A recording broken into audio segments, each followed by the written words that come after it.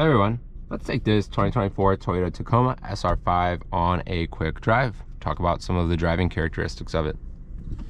Starting off, has a nice chunk when you kind of go into gear with the shifter right here. Before we actually take off, let's go ahead and take a quick look around at visibility. Visibility over the hood is pretty good, as you can see. Kind of doesn't go super far, it doesn't have to fit a massive engine in it. Visibility at the sides is also good. Coming to the rear, we do have a slight problem where this kind of comes up, so it kind of cuts off visibility and a pretty massive rear pillar. And then visibility out of the rear is a little bit small as well.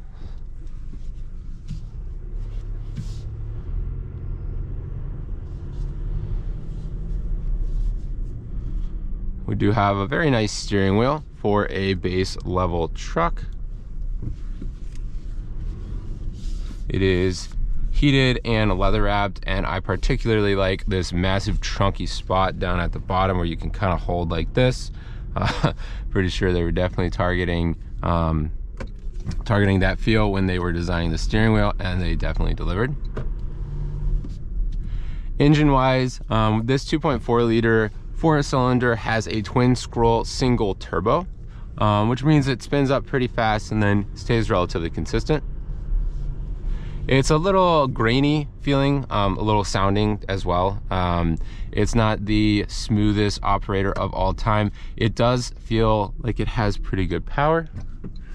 Turn signals have a nice weight to them, feel nice and premium. Taking off. Definitely can feel that we have a good bit of power with this truck.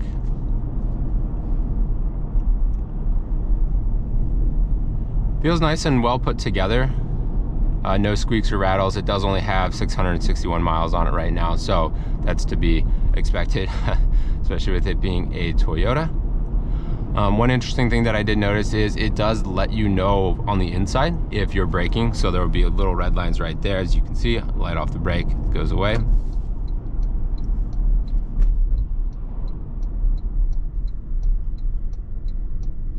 Brakes feel good. Comes to a stop nice and linearly.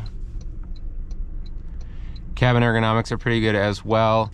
We have kind of a good place to set both of my elbows, and they're nice and uniform on each side. Like I was saying earlier, this steering wheel does feel pretty good. Really like this kind of golf ball texture that they have right here. It's very nice to hold on to. So listening to the sound system a little bit, it does sound pretty good. It's not gonna blow you out of the water, but it does sound pretty good, all things considered.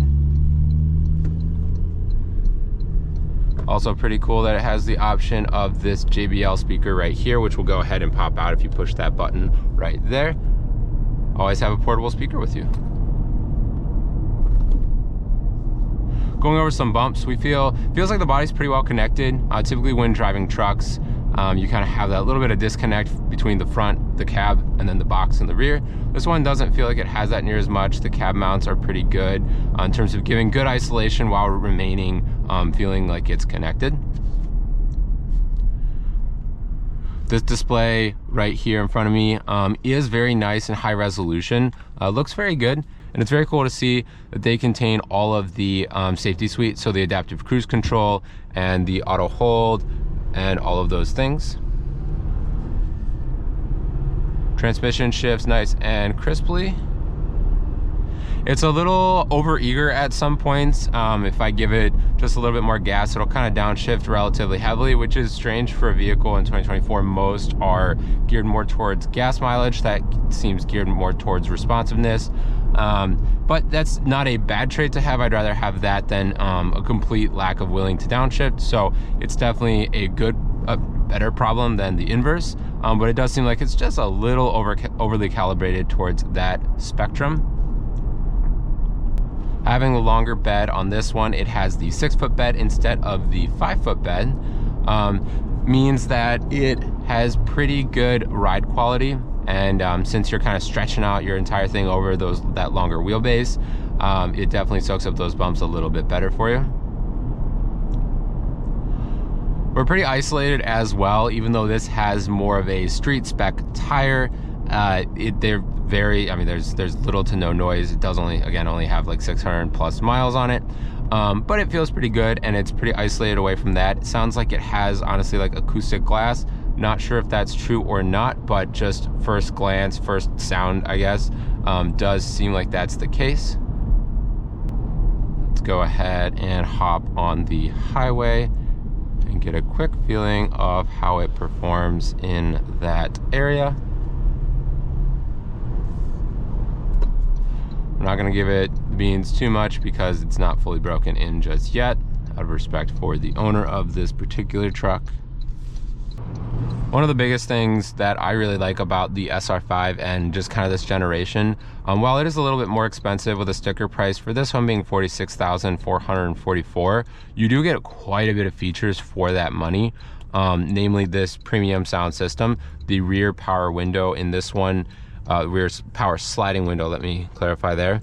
You also get, just as standard, this wireless phone charger, the USB-C right there. With this cold weather package on this one, we get the heated steering wheel, heated seats, and then even though this is a smaller unit, it seems to perform pretty much the same functionality, just on a smaller scale.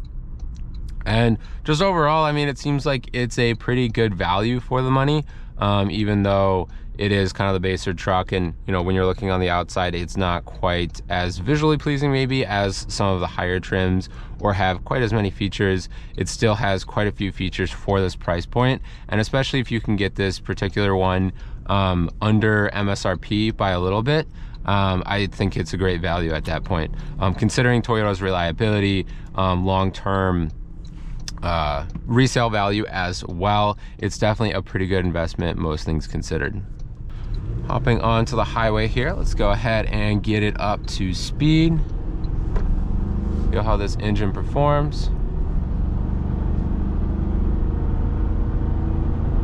Holds gears nicely.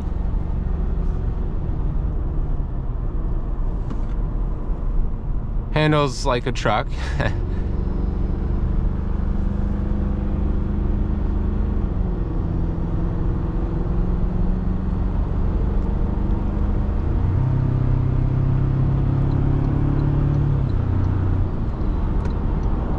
Hear a little bit of turbo noises, which is kind of cool. A little blow off valve there as well. At highway speeds, it's definitely a little bit louder. Still could probably have a conversation here between a couple people. Nothing crazy in that department. Hear a little bit more wind noise though at this level. Probably just, you know, regular sealing on the doors instead of double or triple sealed. Wrapping up this review, the 2024 Toyota Tacoma is a great choice if you're looking for something that has long-term good reliability and resale values. Just by historical standards, this is relatively unproven at this point. There's been no big news that I've heard of just yet. In this one, we do get quite a bit of features for the money. The higher end trims are a harder sell to me personally. This one is kind of in that sweet spot of having what you want without having a ton of stuff that you maybe probably just don't need, and it kind of hits that sweet spot. And with the gas mileage being pretty high at 19 city, 24 highway, I would definitely recommend this as a good mid-sized truck for the money, all things considered. Thanks everyone for watching. Have a great day.